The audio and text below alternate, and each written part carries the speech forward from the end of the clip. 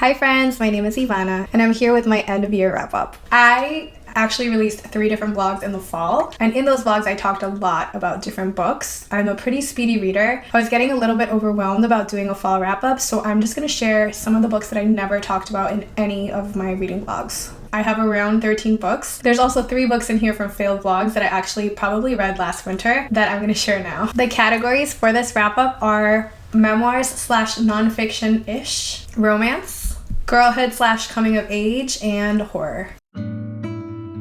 So the first nonfiction book that I read was Britney Spears' memoir, The Woman in Me. I had the chance to read this through Spotify. I think they give you 16 hours of free audiobooks with your premium subscription. This is not sponsored, by the way. I really enjoyed this memoir. Britney does read the introduction, but the person who reads the majority of it is Michelle Williams. And not Michelle Williams from Destiny's Child, but Michelle Williams from Dawson's Creek. And she just does such a phenomenal job. And she kind of has like the Britney inflection and twang. I don't know about you, but I was a Britney girly growing up. I had a Britney Spears diary, so I would start all my entries with, "Dear Britney."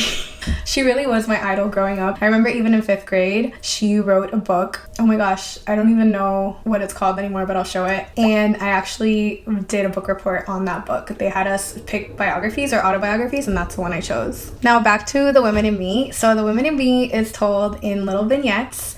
I couldn't help but compare it to Mariah Carey's memoir, which I also listened to. I'm not a big celebrity memoir person, but when I do get to read them, I feel like they're so juicy. And Mariah Carey's memoir was so layered, and this one was very simply written. I think she had 2 ghostwriters that supported her with it, but I did appreciate the vignettes. I really like that disjointed kind of writing. I don't think it dug as deep as I wanted it to, but at the end of it all, Britney's voice really shines through. Fame can really mess people up, and there's a thing that people say that whenever a person gets famous, like they stay that age. So I think Britney got famous when she was 16, 17, and I feel like sometimes a lot of her writing reads that way, like from the voice of a child or a teenager. All the respect for Britney. She's clearly a very resilient person. Her whole ordeal with her conservatorship and her father and her family and how they mistreated her and took advantage of her is so unfortunate and so vile. So like lots of props to Britney, but it's just really sad. It really tugged at my heartstrings, all of the pain that she's been through. And you can really tell that even though people have done her wrong, she at her core is just a really kind person. I thought it was really sweet how she said she wanted to be like Reese Witherspoon, who is for her like the idea of a woman who can be strong but also kind. And I don't know, I really love Britney and I really wish her all the best. If you do decide to pick this up, which I really strongly recommend, I really think you should read it on audio. Michelle Williams is so good. I hope she wins awards for this, and it's worth it literally just for the part where she's imitating Justin Timberlake and saying "for shiz, genuine." Shifting gears a little bit, another memoir that I have recently finished is What is Home Mom by Sabba. This one is actually sold in the UK as, I forgot the title, I think it's The Roles We Play. This book is about a Kashmiri British woman who is also Muslim, and it really tells the story of her family, her relationship with her mother, and how she is constantly fighting against tradition and wanting to be a strong woman. She lives in East London, or that's where she grew up, and she talks about experiences that she's had there that haven't been so great. She faces a lot of racism, Islamophobia, and all of those things. The art in this is gorgeous. Sabba Khan is an architect, and you can really tell in the way that she draws things. She draws a lot of parallels between architecture and her own life, as well as other psychological and sociological concepts. I'll show some pictures of beautiful passages here. As someone who reads a lot of immigrant stories or children of immigrant stories that center the United States, I found it really refreshing to read one that takes place in England. I learned a lot about partition and the struggles with colonialism, trying to figure out, like, for her, like, whenever anybody asked her where she's from or where her family was from, she had a really hard time when she said Kashmir because of the complicated history with the war in Kashmir. It was almost like she was re-traumatizing herself by, like, telling people what Kashmir was. So she just started saying that she was Pakistani just to make it simpler. And those are the kinds of things that, you know, people don't think about. Somebody asked a question that might seem seem innocent, but is actually really, really loaded. It was also interesting to see how she herself decided to stop wearing hijab and how that changed how other people perceived her and all the choices that she's had to make. This was a beautiful memoir. For me, it was a little bit too didactic. It was geared towards someone who doesn't have her background, which is great. I think people write books for different reasons, but I do think I might want to share some of the panels with my students when we do our immigration unit, because she really does have some really great insights, and she uses a lot of architectural metaphors to explain the complexities of her identity. The next book I want to talk about, I actually read a million years ago, and it was Woman Without Shame by Sandra Cisneros. It's a poetry collection. I absolutely love the cover of this book, but I refused to buy it because it was hardcover and it was super expensive. And that's not to say that poetry isn't as valuable as fiction or nonfiction books that are like longer, or as prose books. I just like didn't want to spend the money.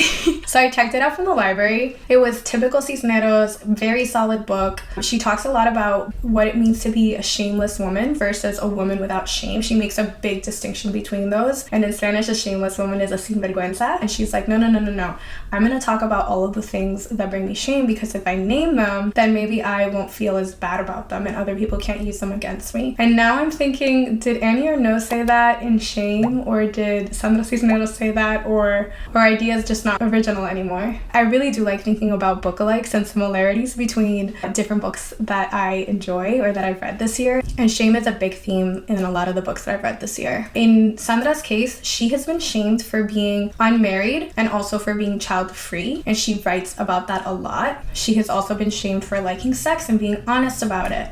And I think her voice really shines through in all of these poems. I particularly like the poems where she played with Spanglish. That was really nice. That was a nice touch. And I wish I had some of them to share, but I don't have the book with me. I had several favorite poems in the book, but one of my favorite poems was like pages long, and it was literally about all of the lovers that she's had. She was just laying it out there in the open, and mad respect for her. And then the last book that I read that was nonfiction or memoir-ish is The Lover by Marguerite Duras, which was originally written in French, and it was published in 1982. For that, I'm going to take you to Past Me. I feel like Past Me has a lot more to say than Present Me about this book. This is the true story of Marguerite Duras and how she had a love affair when she was 15 in French Indochina, modern-day Vietnam, before the Vietnam War, which the Vietnamese call the American War. She was a white French girl who had an affair with a Chinese man, and I love that she has influenced Annie Ernaux so much. This book is essentially about Marguerite Duras' relationship with her mother, her relationship with herself, how sometimes when you're young, you don't realize that you have desire. So The Lover is really interesting in that it's the story of her family. Duras doesn't really get into the affair until maybe the middle of the book, or even like towards the end, and you go from the past to the present. So it's not written in chronological order, which can sometimes be really disorienting because it just like jumps from scene to scene. This book was interesting. If you had told me that I would be reading a book about a 15-year-old girl who has an affair with a 20-something-year-old man, I'd be like, what?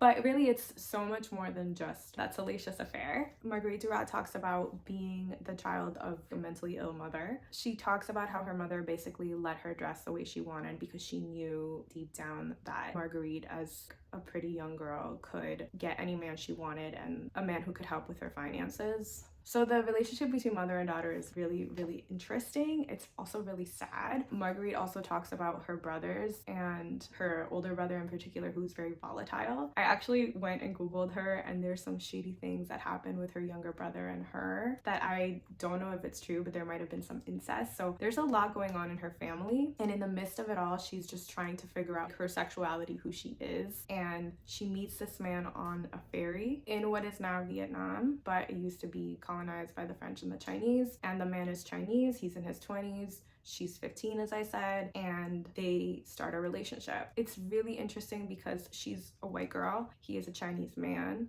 He's rich, she's poor, and so that is really tricky. I feel like he's never fetishized. I think that definitely he is treated terribly by her family, not only because of the age difference, the age gap, but also because he was Chinese and he was considered like beneath them, even though Marguerite's family was pretty poor. The scenes in the bedroom, they're very interesting. I think that the way that she talks about desire and sexuality is really poetic and really beautiful. Marguerite also seems to have an infatuation with one of her her female classmates who was also white. I think this is really complicated. I feel like her mother was disgusted with her, but also was kind of proud of her for doing what she did and for getting money from this man. I think that the man did end up loving her in his own way, and she ended up loving him in his own way. It was just kind of juicy, but also kind of sad and like depressing. I think I just opened up to page 55 and there's a line that says, "We're united in a fundamental shame at having to live. It's here we are at the heart of our common fate. The fact that all three of us are our mother's children, the children of a candid creature murdered by society. We're on the side of society which has reduced her to despair. Because of what's been done to our mother, so amiable, so trusting, we hate life, we hate ourselves." So it's an exploration of like womanhood, it's an exploration of colonialism, sexuality, race, social class. I don't think that this is a new favorite, but it definitely like stirred up emotions in me. I can see why Sandra was like infatuated by Marguerite Duras, and it honestly is making me want to pick up more French literature. So that's The Lover, and one thing that I found after I read the book was a quote by the author herself, and she said, "The Lover is a load of shit. It's an airport novel. I wrote it when I was drunk." So do with that what you will. Okay, so now we're moving on to romance. I feel like I had a lot of romance this season, and I think it's because I spent half the season like completely ill. Like I was so sick and I just needed something to numb my brain, and a lot of these are a little bit foggy and I'm gonna try to do my best with them, except for the first one. The first book I absolutely adored, and it was The Blue Castle by Lucy Maud Montgomery, or L.M. Montgomery. I bought this book right after I finished Anne of Green Gables, and then I started re-listening to Books Unbound, which is a podcast with Ariel Bissett and Raylene LeMay, and if you haven't listened to that podcast, I strongly recommend it. I also love Ariel's YouTube channel. It's so cute. So The Blue Castle is like a super romantic book about a girl named Valancy Sterling. It was published in 1926, and Valancy is 29 years old. She is her family's doormat. Everybody treats her like crap because she hasn't gotten married. Everybody has given up on her. She's considered an old maid. She's a wallflower. Like nobody notices her. People call her plain. She just lets people treat her horribly. And she lives in this house with her mom and her cousin Stickles, and they're both so annoying. Actually, everybody in her family is annoying except for a few people, and they're really devoutly religious, and she's not allowed to do anything for herself, and if she does, she has to write journal entries for however long she spent like idling. She keeps getting like flutters in her heart, and one day she decides to go to the doctor without her family knowing, and she gets really horrible news that she's going to die. This is all in the back of the book, by the way. She's like, I'm gonna blow up my life, and hilarity ensues. Like it's just chaotic, it's fun, it's sweet, it's romantic. I don't want to say anything about the love interest, but I just find Ellen Montgomery's writing to be so witty and cute and just wholesome. I also forgot to say that the nature passages here would really give Mary Oliver a run for her money. They were stunning. I'm wondering who the heck invented this blowing up your life because everything's going to anyway trope, because I'm pretty sure it was Ellen Montgomery. If you have any books like that that are like old-timey and like backlist, let me know. I also feel like she created the Manic Pixie Dream Girl with Anne of Green Gables. But yeah, I think this one might be a favorite of the year. We'll see. The next romance books I'm gonna zoom through because I like honestly I read them so long ago and I barely remember them, but I still want to talk about them a little bit. So the next one is You Again by Kate Goldbeck, and this book was sold as a When Harry Meets Sally retelling, and I think the gender roles are swapped. The book is set in New York City. It's like extremely folly. Like there's parts where like they're walking through the streets and you can hear the crunch of the leaves, and so it is atmospheric in that way. I feel like the vibe of the book really matches the cover. The dialogue is hilarious. Kate Goldbeck writes for TV, and you can kind of tell that it really shines in that way. But this book ultimately for me felt too long, and I would never ever want to spend time with either of the protagonists. They were both insufferable. And again, there is something to be said about people writing complex characters and making them unlikable, but I felt like, get me out of this book. So I did struggle with halfway through feeling like it was a little boring and too long. And so yeah, I don't know. Maybe it will be for you. but it's not for me. The next book I got thanks to Libro FM. I'm in their advanced listener copy program, and it is Check and Mate by Ali Hazelwood. Ali Hazelwood wrote the STEMist series that starts with The Love Hypothesis, and I actually read The Love Hypothesis a few years back and I thought it was really cute, if a little cringy. But Check and Mate, I think, is her most recent YA novel, and it's really cute, and it's about a girl who is, for whatever reason, a retired professional chess player who somehow accidentally plays the highest ranking chess player who is also a teen and somehow beats him. And he's just obsessed with her in like a non-creepy way and kind of pursues her, and we get to see that unfold. Honestly, I don't care for chess, although I did like to play it when I was in high school. I would go to the library and play chess. But somehow this book got me interested in it. I was on a lot of cough medication when I read this, and I was also cleaning my bathroom. I spent like 3 hours cleaning my bathroom, high on cough medicine, feeling like awful.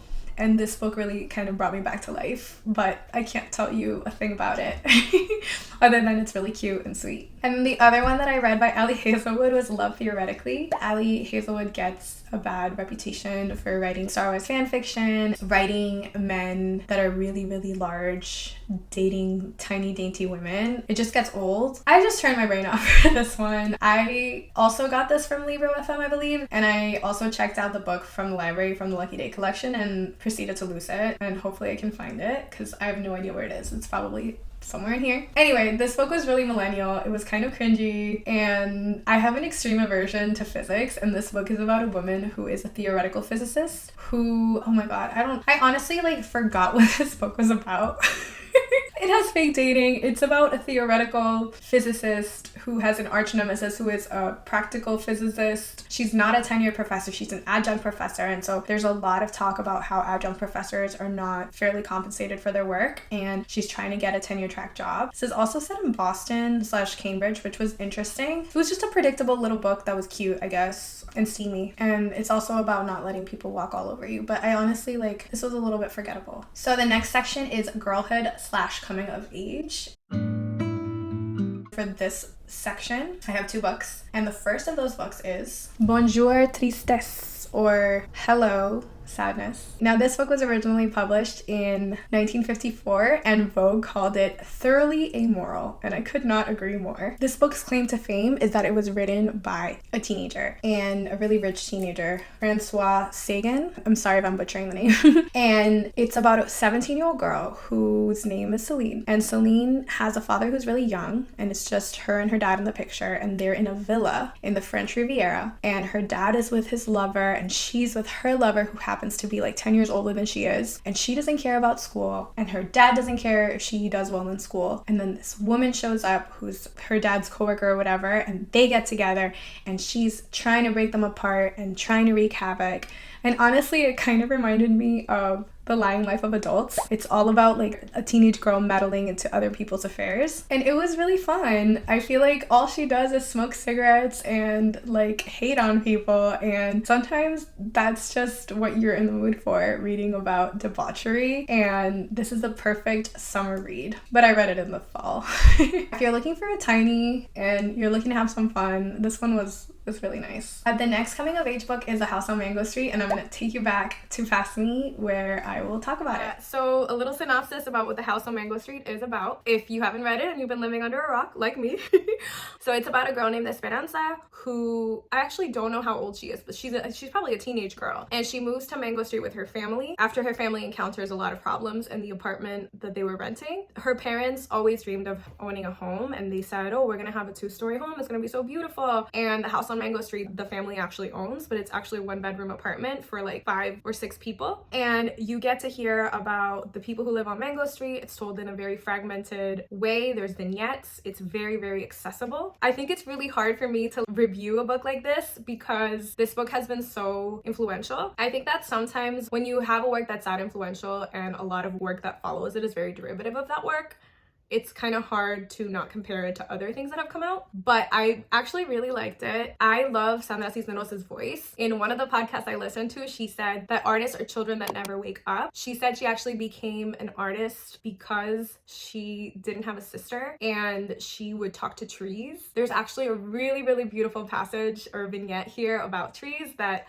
is maybe one of my favorites. Her voice and her writing is like very whimsical, very poetic, and yet not flowery. I mean, it's a little flowery. I think that some people are put off by her narration. I didn't listen to the audiobook, but I have previously taught the vignette my name many times because it's so great without having read the book, which is so embarrassing. Her voice is just so strong and so fun. You can tell that she is a poet when she writes her little vignettes. She also, in her podcast, said she became a writer because she had a mom who was unhappy with being a mom. And so in order to escape her life, her mom would take her and her siblings to museums on free days and also to the library. Sandra was just a dreamer. She just wanted to soak everything in and daydream. And in the library, which she calls a spiritual house, the Chicago Public Library, she said that she could never find books that, this isn't in the book by the way, but just giving some background. She said that she couldn't find books that like reflected her culture. And so that's why she wrote The House on Mango Street. She actually said that it was her dream for bus drivers to read her book because she wanted to make her writing accessible and for people to be able to relate to it, especially Latinos and Chicanos specifically. And she said that her cousin was a bus driver and that in the break room one day she saw one of her colleagues reading The House on Mango Street, and Sandra was like, yes, that's when I knew I had made it. So back to the book. This girl talks about all the circumstances in her neighborhood and all the machismo and all of the struggles of being working class. Like a lot of this has to do with being a working class person and trying to escape your neighborhood, but also kind of give back, finding ways to fight against the patriarchy, to fight against prejudice, racism. And it was really nice. I think that some parts lost me. I think I read this, even though it's short, I think I read this too quickly. I think this is a book that's meant to be read slowly. When I read Women Hollering Creek, which is her collection of stories, it took me like a whole month, but I savored the crap out of that book and I underlined the crap out of that book, and I wish I had taken my time with this one. I don't think that it's a favorite, but I really appreciate its influence. Okay, so now we have horror, which is the last category. I got really into horror during Halloween season. The first horror book that I read was Juniper and Thorn, and this book is a gothic retelling of the story The Juniper Tree. Honestly, I have never read the source material for this. I really love fairy tale retellings, but I'm not very familiar with like original fairy tales, so I feel like that's gonna be a goal for next year, to read more original fairy tales. But basically it is about this girl who lives with her two sisters. The three of them are witches. They're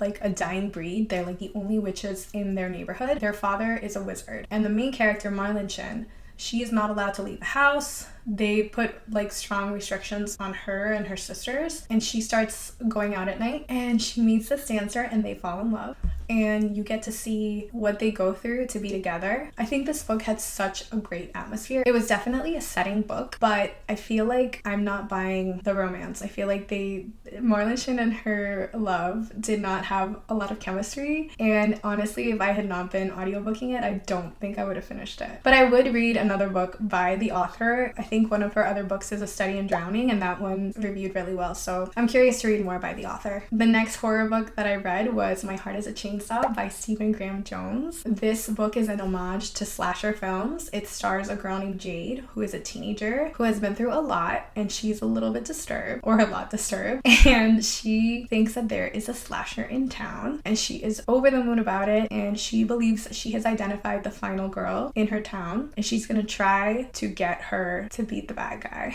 This book is really, really gory. I think it was a little bit too long, and I really didn't like how Stephen Graham Jones depicted our main character, who's a girl. I think there's something slimy about men writing women, or even men writing girls, and talking about them being in their underwear. It just did not feel right. I think that a lot of the negative reviews for this book mentioned the gore and like all of the nastiness in it, and I actually love that. I just really felt iffy about his depiction of Jade and all the like trauma dumping and over sexualization. It just felt weird. So I don't know if I would recommend this one. It was solid, but I feel like he should stick to writing men who are unhinged instead of girls who are unhinged.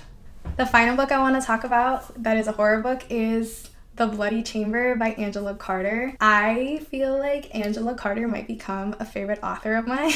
This was delicious. It was so good. This is a short story collection based on fairy tale retellings, but the fairy tale retellings are very feminist, although they're pretty white feminist. This was written in 1979. This was just so beautifully written. Like, it was so lyrical. It was so gross. There was a 3-part story about the Little Red Riding Hood, and one of the stories was like a page and a half. half and it took my breath away. I loved it so much. I cannot recommend this enough. It was a fun time. And right before I canceled my Audible subscription, like over a year ago, I actually used a credit to buy the Amelia Fox and Richard Armitage audiobook of this. It was chef's kiss. It was so good. I loved it a lot. It was really, really grotesque, but if you're into that kind of thing like I am, you're gonna love it. Oh my gosh, I can't believe I got that done. So that's it. Those are most of the books that I finished off the year with. I'm curious if you've read any of them. What have been your favorite reads of the end of the year? I hope you're having a good start of 2024. Stay tuned for my favorites and all that. Don't forget to like and subscribe if you want, and I will see you in my next video. Peace.